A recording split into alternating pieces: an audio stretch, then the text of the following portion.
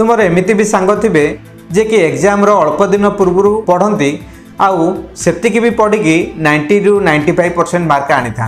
आउ तुमर एमिति भी सांग थे जे कि प्रतिदिन 10 ରୁ 12 घंटा पढ़ी भी अधिक मार्क आनी पारती ना। एमिति से सांग कौन करुच्ची जे कि अल्प दिन पूर्व पाठ पढ़ी भी 95% रु अधिक मार्क आनी पारुची आउ 10 ରୁ 12 घंटा प्रतिदिन परिश्रम करके भी अलग पिला 95% मार्क आनी पारती ना। ताहार केवल गोटे उत्तर अच्छी आ से उत्तरटी कौन जानती सेटा होची स्मार्ट वर्क।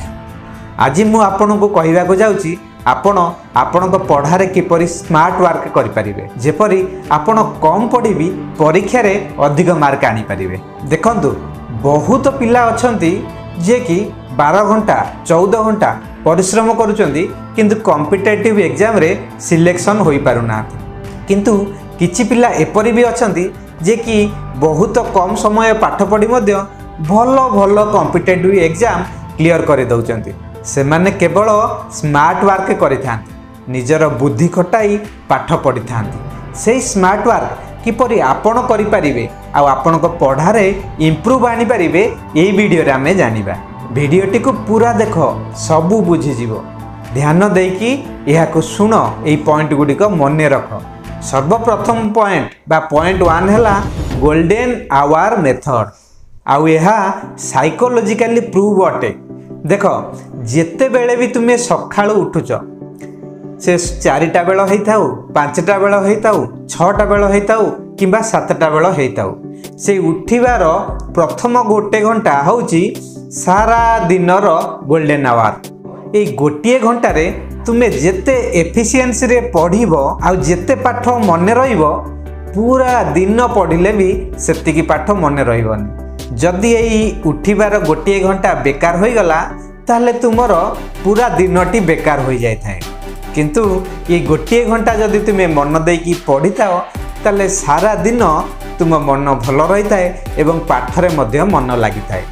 कहीं ना आम समस्तंकर इच्छा सकाळ उठी पाठ पढ़िया पाई किंतु जेते बेले आमे ई सकाळ समयटी नष्ट कर दे थाओ ताहले आम मन को आसी थाए मोर सकाळ समय नष्ट हो गला मु पाठ पढ़ी पारुनी मोर पढ़ा समय नष्ट हो जाइए यही प्रकार भाविकी आम मन डिमोटिवेट हो जाए आ पूरा दिनटी नष्ट हो जाए। किंतु जदि तुम्हें सकाळ उठिकी पढ़ी था मन दे ताले पूरा दिन पाठ पढ़ार मध्य मन लगी थाए। ये गोल्डन आवर को तुम्हें भल भाव में व्यवहार कर पूरा इफिशिएंसी लगाई पढ़ पाठ पढ़ारे ध्यान रखी ये गोल्डन आवर पढ़ देखिबो सारा दिन तुमर पाठरे मन लागिबो आउ या को कहती गोल्डन आवर मेथड। आ पॉइंट नंबर 2 हैला बी योर ओन टीचर निजको निजर टीचर बन। आ माने कोन देख जहाँ भी पढ़ुच निजको निजे प्रश्न कर। मने कर तुम्हें पढ़िल mitochondria cell row power house अटे ताले तुम्हें निजको निजे प्रश्न कर सेल रो पावर हाउस किए आउ तार उत्तर दियो। आज ठारू निजको पचार निजर टीचर बन जहाँ भी पढ़ुच तार क्वेश्चन निजको पचार आउ निजे उत्तर दियो। देखिबो जहाँ भी एग्जाम हो चुटकी क्लियर हम। तुम्हें 2 धाड़ी भी पढ़ ता देहरे जदि जहाँ इंपोर्टेंट अच्छी से क्वेश्चन तैयारी कर देखिबो पाठरे मजा आसीबो आ सबू पाठ मन रहिबो। ताले 2 नंबर पॉइंट मन रख बी योर ओन टीचर। आ पॉइंट 3 हैला एक्टिव एंगेजमेंट। देख आमे पढ़ा को तो बस किंतु आम मन पाठरे न थाए अलग आड़े चिंता करुथाए जेपरि सांगसाथी हो जेपरि विभिन्न प्रकार यात्रा बुलारे कौन कौन देखिल कौन कौन खाइल यही प्रकार मन विभिन्न प्रकार चिंता करुथाए किंतु आमे पाठरे बसी थाओ आ फोन रो शॉर्ट वीडियो विषय रे मध्य भाबी थाओ आउ पाठरे बसी मध्य पाठ कथा न भावी आमे अलग कथा विषय रे चिंता करि थाओ बा भाबी थाओ।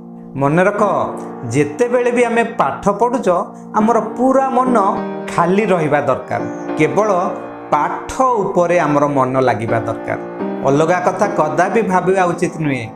आउ आजिकाली मध्य यह सबुठार बड़ प्रोब्लेम हो गलानी जे आमे पाठरे कंसंट्रेशन बा मन ध्यान दे पारु नाहांती। जदि पढ़िला बेले पाठरे मन न रुहे ताले पाठ आमे मन रखिबा कि पड़ी एथिलागी आमको कौन करिया पड़िबो ना पाठ पढ़ा बसला बेले सांगरे गोटे रफ नोट पाखे रखा पड़ो आ जहाँ आम पढ़ा ताकू से इम्पोर्टाट पॉइंट बाछि रफ नोट्रे लिखा आरंभ कर देखिब तुमर मन पढ़ा और लेखिबारे रहिबो अलगा कथा केबे किछि चिंता करिवनी तुमर मन पाठरू इम्पोर्टाट पॉइंट बाहर करिबारे लागिबो आउ तुमर इफिशिएंसी मध्य बढ़िबो तुमर 12 घंटा 14 घंटा पढ़ा दरकार नहीं यही एफिशिएंसी रे जदि यही पॉइंट को मन रखी तुम्हें 6 घंटा भी पढ़ तुम्हें बहुत जल्दी ग्रो करिवो आ एग्जाम रे चमत्कार करिवो